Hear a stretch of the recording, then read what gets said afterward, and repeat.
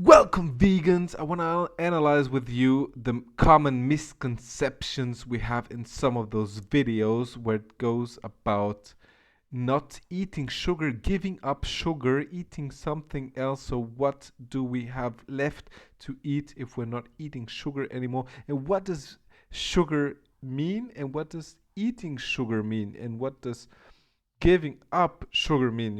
So basically, when you give up sugar, what kind of sugar are you giving up? Are you giving up like the refined sugar you buy in the package, so you don't eat that anymore? Or don't you eat it in certain foods? Or don't you eat anything that creates sugar in your body, that turns into sugar in your body? So what does it mean? What it's the misconceptions we have out there, and what does this um here a YouTuber has to say about that? We're gonna check it out. You've decided to cut sugar out of your diet to lose weight and gain health.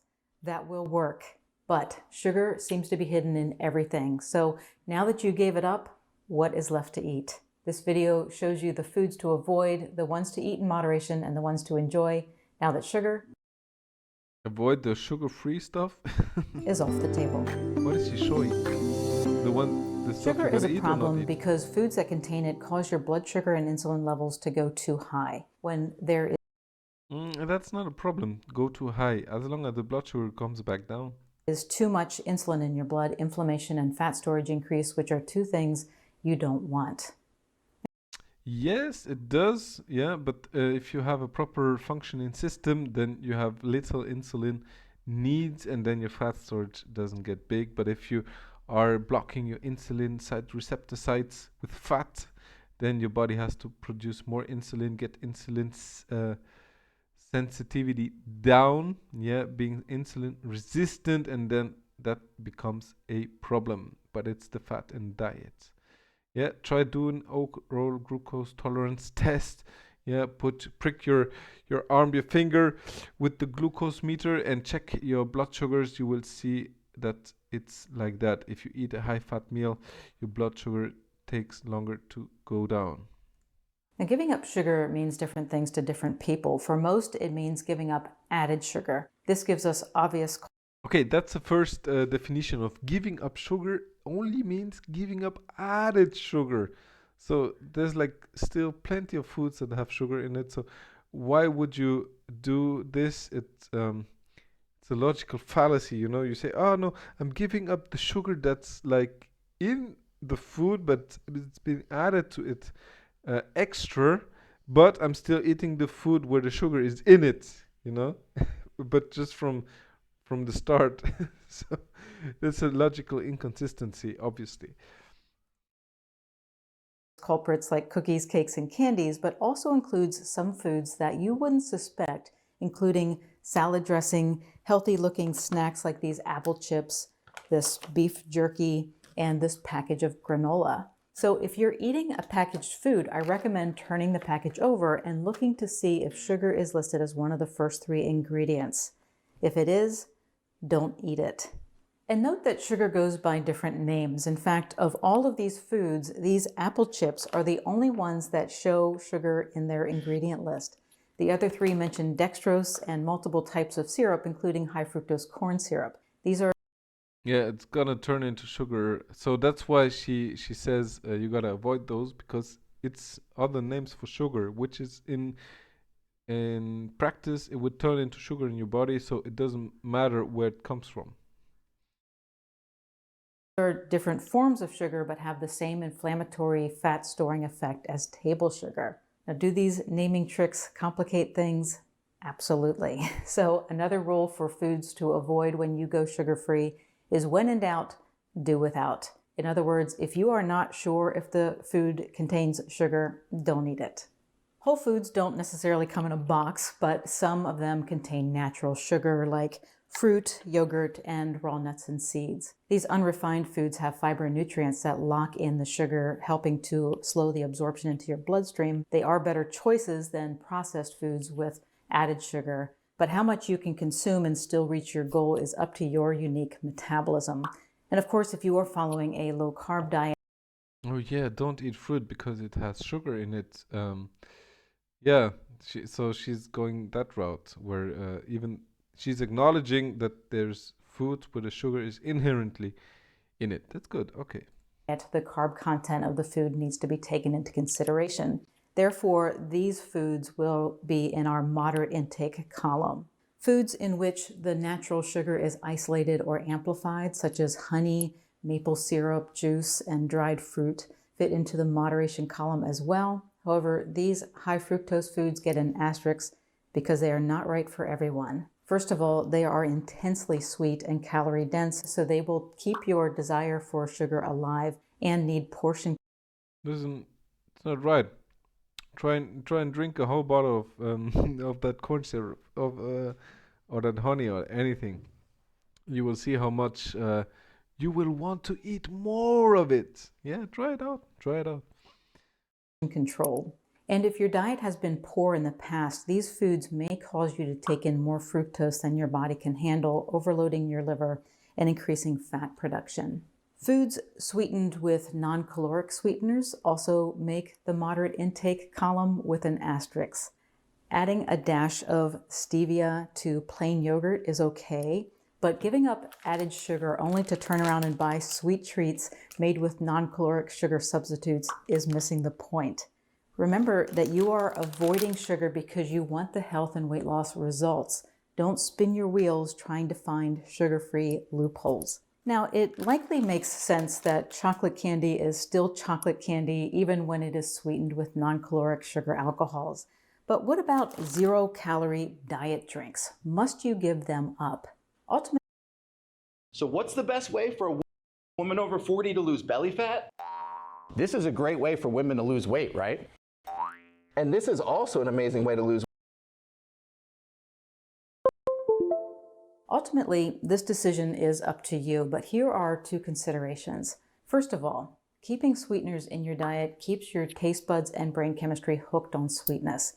You may Of course, because you have to satisfy your sweet tooth. You have to satisfy. If at the end of the day you didn't have enough sweetness in your meals, you're gonna binge out. And so it's best to satisfy it and not with the fake sugar, with the real sugar. So if you want to drink a Coke, drink a real Coke. That's gonna satisfy your need, because if you start drinking the fake Coke, then you're gonna binge out either on more fake Coke or on other stuff. think they are the perfect solution for cutting calories when in reality, relying on them is just kicking Plus, it tastes like horrible. the can down the road, keeping your addiction to sugar alive. Another consideration is whether you prefer going cold turkey or weaning yourself off of sweetness. Getting sugar out of your diet is a change for your body, and it will go through a withdrawal period. During this time, you will feel worse, not better. Fortunately, this is a temporary condition, and I assure you that What? Wait. Shaking it, she acknowledges it, that sugar symptom withdrawal, shakiness, cloudy thinking, general ill feeling, sugar craving. Why would you do this to yourself? Go this route of making you sick and ill and not being able to think clearly? Of course you're gonna take wrong decisions if you have cloudy thinking. What it's saying here: sugar is a drug. When you eat it, chemical change occur in the pleasure center of the brain, not unlike the changes that happen in the brain of a drug addict. That's true. I don't know if that makes sugar a drug, but it activates your pleasure centers, and for a good reason, because your body needs sugar, and it's got the real energy. It's got actual calories, unlike cocaine, which is also a drug, or tobacco or whatever. Besides alcohol also has real calories, but those other drugs don't have real calories. They don't feed you, but sugar feeds you. worse, not better. Fortunately, this is a temporary condition, and I assure you that, like Yeah, because then your body pushes up the cortisol to save you, to save you from the demise. Otherwise, you probably die if the body didn't have a backup plan for that. life is so much better on the other side of sugar. But to get there, you need to go through this uncomfortable transition. For some of you, it will make more sense to go cold turkey and get all added sweeteners out of your What does it feel like to be laying down in bed all day just waiting for it to pass, to go away? I hate being having a cold or something. Why would I intentionally do it to me, to myself? diet overnight. Others will feel that they need to wean themselves off of sweetness gradually, using diet drinks as a stepping stone. Whichever direction you choose, you'll be happiest with your overall results if you eventually get sweetness, not just sugar, out of your diet. Once the intensity of sweetened foods no longer hijacks your taste buds, you will find that water, coffee, and tea is all you need. Oh, you just need push up other drugs, coffee and tea. If you can't get through your day without coffee or tea, then you definitely have are undercarb. You have a problem. To get the most satisfaction and success with your sugar-free diet, focus your food choices on whole foods that are high in healthy fats and protein and have the best fiber to carb ratio. Foods that naturally contain fat, protein, and fiber digest slowly. When you give up sugar, that is what you want because it creates Yeah, the rotting flesh in your stomach is perfect. It's perfect for you. a nice, steady rise and fall in blood sugar. What that means to you is that you get a nice, sustained level of energy and hunger satisfaction. Many low-carb foods are By the way, blood sugar. Talking about blood sugar, you need a certain amount of blood sugar in your blood, to keep the energy levels constant. But when it goes up because you had a meal, for example, it means that the body has to transport the sugar to the storage facilities. That's why the sugar gets transported through the blood. Doesn't It's good if it's not extremely high because it can damage some things in your body. Okay, we agree on that.